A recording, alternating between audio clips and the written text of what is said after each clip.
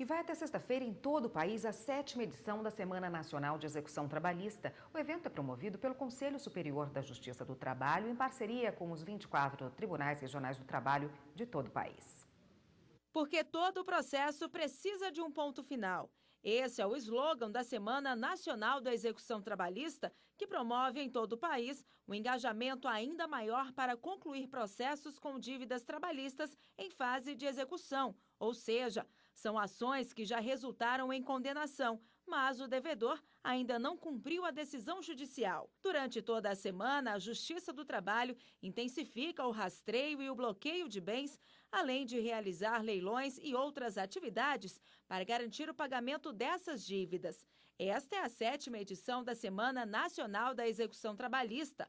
Logo no primeiro dia, a 4ª Vara do Trabalho de Teresina, no Piauí, homologou um acordo de 16.800.000 reais com o Banco do Brasil, que vai beneficiar 68 trabalhadores. E as ações continuam em todos os tribunais regionais do trabalho de todo o país. No ano passado, a mobilização somou mais de 800 milhões de reais, que colocaram fim à espera de cerca de 30 mil pessoas que venceram processos na Justiça do Trabalho. Bom, e hoje eu recebo aqui no estúdio o coordenador executivo da Comissão Nacional de Efetividade da Execução Trabalhista, o juiz auxiliar da presidência do CSJT, Maximiliano Carvalho. Nós vamos falar mais sobre a Semana Nacional de Execução Trabalhista, que começou ontem e segue até sexta-feira em todo o país. Muito obrigada, doutor Maximiliano. Obrigado. Tudo bem? Tudo bem. Bom, primeiramente, explica pra gente o que é execução trabalhista e por que é tão importante esse mutirão. A execução trabalhista, no âmbito da Justiça do Trabalho, nós temos sempre dois grandes eventos, um voltado para a conciliação e outro voltado para a execução. A execução é a parte em que já há uma sentença, uma decisão com trânsito em julgado e que a pessoa agora busca receber aquele crédito que já foi certificado pela Justiça. É muito importante porque a justiça, sem que seja efetiva, sem que a pessoa receba aquele crédito dela, não é justiça. Então nós buscamos durante essa semana fortalecer e dar uma ênfase nesse aspecto, de que é importante para ambas as partes que o processo chegue a um ponto final. Na sexta semana, no ano passado, foram arrecadados aí 800 milhões de reais nessa semana de execução, né? Independentemente do valor que vai ser arrecadado aqui, ele vai ajudar muito na movimentação econômica do país nesse momento de crise, não é? É verdade. E neste ano nós temos uma expectativa de alcançar mais ou menos o mesmo valor e talvez até superá-lo. O grande mote dessa Semana Nacional da Execução Trabalhista é mostrar a força do Poder Judiciário Trabalhista e mostrar também que nós podemos contribuir com a economia do país no sentido de fazer com que as coisas caminhem melhorando, como a gente já tem visto do ano passado para cá. Nós possamos realmente fazer com que o país caminhe para frente e melhore economicamente para todos os cidadãos. O slogan desse ano, né, todo o processo precisa de um ponto final, né? A justiça, enfim, ela só se completa quando há essa execução? Na verdade, a justiça ela pode ser completada mesmo antes de ter um processo judicial. A partir do momento em que nós temos duas partes que entram em conflito, elas podem buscar soluções alternativas, mas normalmente o que acontece é um ajuizamento de demanda. Nós temos duas fases, a fase de conhecimento e a fase de execução. Na fase de conhecimento, a Justiça do Trabalho ela é sabidamente voltada para a conciliação. Agora, a partir do momento em que nós já temos uma decisão, essa decisão é irrecorrível e a parte contrária, a devedora, não paga espontaneamente aquela dívida, é o momento da Justiça mostrar a sua força. Nós temos no âmbito do Poder Judiciário a figura da Justiça com uma balança e uma espada nas mãos. A fase de execução é a fase da espada, em que a Justiça vai mostrar a sua força e mostrar para os cidadãos brasileiros que eles podem confiar no Poder Judiciário. Bom, na ausência de pagamento, né, aí houve uma condenação, é preciso fazer um pagamento. Se não houve esse pagamento, de que forma a Justiça pode agir para que esse pagamento aconteça?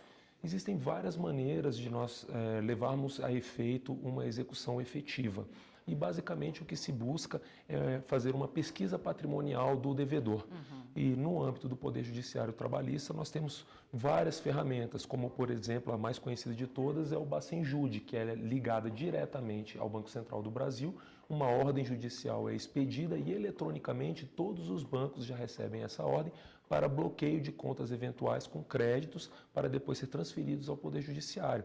Existem outras ferramentas também, como o Renajude, para a busca de veículos automotores, o Infojude, em que se busca dados da Receita Federal, e N outras. Recentemente, o Poder Judiciário Trabalhista firmou um acordo de cooperação técnica com o Ministério da Justiça para participar, inclusive, de um laboratório que é conhecido como Lab-CSJT, de combate à corrupção e lavagem de dinheiro. Então, nós participamos de uma rede com mais de 42 laboratórios, cujo objetivo é fazer a busca, a persecução patrimonial dos devedores trabalhistas. Tá ótimo. A gente continua nesse assunto no próximo bloco. Só um minutinho, por favor.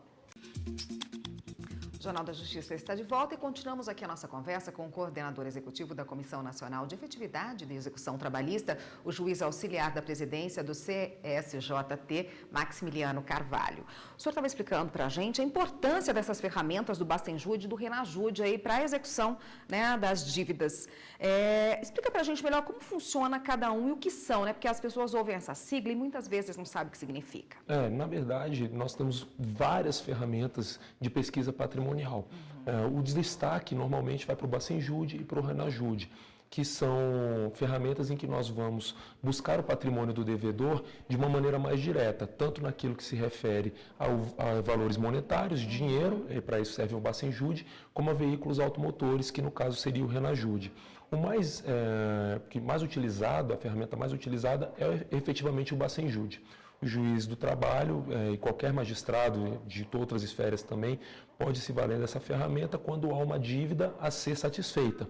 Ele vai dar uma ordem judicial ao Banco Central, o Banco Central vai espalhar essa ordem para todos os bancos do Sistema Financeiro Nacional e a partir do momento que seja encontrado algum tipo de valor, algum tipo de dinheiro em uma conta, seja conta corrente, seja conta depósito, conta poupança, conta investimento e outros valores depositados, esse valor é bloqueado e é informado para o magistrado, que vai tomar uma decisão de transferir este valor para uma conta depósito judicial ou já efetivar o pagamento para o devedor.